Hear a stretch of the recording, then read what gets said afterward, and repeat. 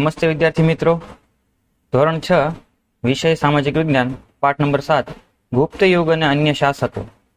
આ પાઠના સ્વાધ્યાયના પ્રશ્નોના જવાબો, યાદ રાખવાની ટ્રીક અને મૂલ્યાંકન માટેની ઓનલાઈન ટેસ્ટની આજે આપણે વાત કરીશું. તો શરૂ કરીએ. નીચે આપેલા પ્રશ્નોના વિકલ્પોમાંથી યોગ્ય વિકલ્પ પસંદ કરી ઉત્તર લખો. પ્રશ્ન 1, ગુપ્ત વંશનો સ્થાપક કોણ હતો? તો અહીંયા આપણો જવાબ બને છે એ, શ્રી ગુપ્ત. તો એને યાદ રાખવાની રીત એ છે કે ભાઈ આપણે કોઈ શુભ પ્રસંગ હોય તો આપણે શ્રી ગણેશ કરતા હોઈએ છીએ અથવા શ્રી ગણેશ બોલતા હોઈએ છીએ. તો અહીંયા શ્રી અને ગ થી આપણે યાદ આવે શ્રી ગુપ્ત અને ગ થી જ આપણે યાદ રાખવાનું છે ગુપ્ત યુગ. શ્રી ગણેશ એટલું યાદ રહે એટલે તમને આનો જવાબ આવડી જાય. પ્રશ્ન 2, સિક્કામાં કયા રાજાને વીણા વગાડતો દર્શાવવામાં આવ્યો છે? તો અહીંયા આપણો જવાબ બનશે એ, સમુદ્રગુપ્ત. તો અહીંયા એને યાદ રાખવા માટે આપણે ચિત્ર નાનું એવું આપ્યું છે, એમાં એક સિક્કો છે અને એની વચ્ચે સમુદ્રનું એક નાનું એવું ચિત્ર મૂકવામાં આવ્યું છે. તો આને આ રીતના યાદ રાખી શકાય કે સિક્કાની અંદર સમુદ્રનું ચિત્ર. તો સિક્કાથી આપણને યાદ આવે સિક્કો અને સમુદ્રથી યાદ આવે આપણને સમુદ્રગુપ્ત. પ્રશ્ન 3, દિલ્હી ખાતે લોહ સ્તંભનું નિર્માણ કોના સમયમાં થયું હતું? તો અહીંયા આપણો જવાબ બનશે એ, ચંદ્રગુપ્ત બીજાના સમયમાં. તો એને યાદ રાખવા માટે આપણે નાના એવા 3 ચિત્રો અહીંયા પાસે મૂકેલા છે. એક ચિત્રમાં લોહ સ્તંભ દર્શાવેલો છે અને પાસે 2 ચંદ્ર. કેટલા છે? 2 ચંદ્ર છે. એના ઉપરથી આપણે આ આખા પ્રશ્નને યાદ રાખવાનો છે. તો એના માટે એક સૂત્ર છે, લોહ સ્તંભ 2 ચંદ્ર એ બનાવ્યો હતો. તો જે આ ચિત્રમાં લોહ સ્તંભ છે એ એવું આપણે કલ્પના કરવાની છે કે 2 ચંદ્ર એકારે ધરતી ઉપર ઉતર્યા અને એને બનાવ્યો હતો. તો લોહથી યાદ આવે આપણને લોહ સ્તંભ અને 2 ચંદ્રથી યાદ આવે ચંદ્રગુપ્ત બીજો. પ્રશ્ન 4, કુમારગુપ્તના સમયમાં કઈ વિદ્યાપીઠની સ્થાપના થઈ હતી? તો અહીંયા આપણો જવાબ બનશે બી, નાલંદા. તો આને યાદ રાખવા માટે એક નાનું ચિત્ર આપેલું છે, ધ્યાનથી જોવાનું છે.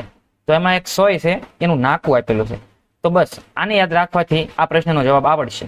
એના માટે સૂત્ર, નાકું શબ્દ યાદ રાખવાનો છે. એટલે કે નાકું શબ્દ યાદ રહે તો આપણને આનો જવાબ આવડી જાય.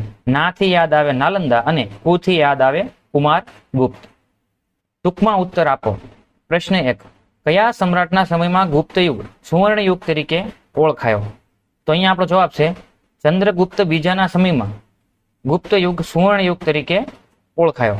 આને આપણે એ રીતે પણ યાદ રાખી શકીએ કે ભાઈ આપણે એમ કહેતા હોય કે સોનાનો સૂરજ ઉગ્યો, પણ એવું પણ માની શકીએ કે કોઈ એવી રાત હોય પૃથ્વી ઉપર જ્યારે 2 ચંદ્ર એક સાથે પૃથ્વી ઉપર ઉતર્યા હોય અને માણસો એવું કીધું હોય કે આ તો સુવર્ણ યુગ છે. તો 2 ચંદ્ર ઉતર્યા એના ઉપરથી આપણે યાદ આવી જાય કે ચંદ્રગુપ્ત બીજો અને એ કેવો યુગ? સુવર્ણ યુગ.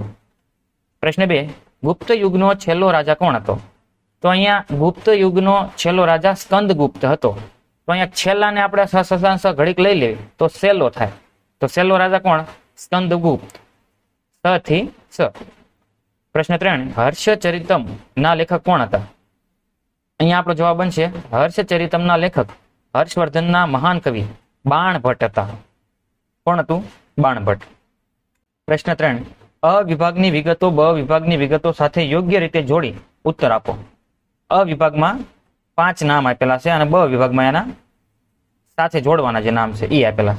તો પેલું મુખ્ય સેનાપતિ, તો એને કહેવાતું હતું મહાબલાધિકૃત. તો એને આપણે યાદ રાખવા માટે મહાબલી શબ્દ યાદ રાખવાનો છે. બાહુબલી આવે ને, બાહુબલી, એની ઉપર એક આવે મહાબલી. તો મુખ્ય સેનાપતિ એનું મ ઉપરથી મહાબલાધિકૃત. બીજું જિલ્લા, તો જિલ્લાને કયા નામથી ઓળખવામાં આવતા હતા? વિષય તરીકે ઓળખવામાં આવતા હતા. તો અહીંયા આપણે એક નાનકડો શબ્દ યાદ રાખવાનો છે, જીવી.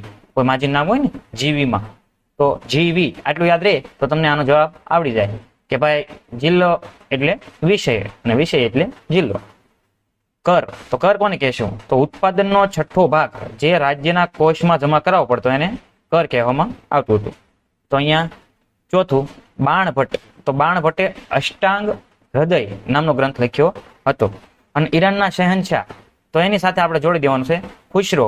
તો અહીંયાથી શબ્દ આપણે યાદ રાખવાનો છે ખુશ. શબ્દ યાદ રહે એટલે બંને આવડી જાય. ખુ ઉપરથી ખુશરો અને શ ઉપરથી શહેનશાહ. ક્યાંનો? ઈરાન. તો આ વિડીયો જોવા માટે ધન્યવાદ. અને તમે બધા વિડીયો જોઈ રહ્યા છો, તમને આમાં જો કાંઈ શીખવા મળતું હોય તો આ વિડીયોને લાઈક કરજો.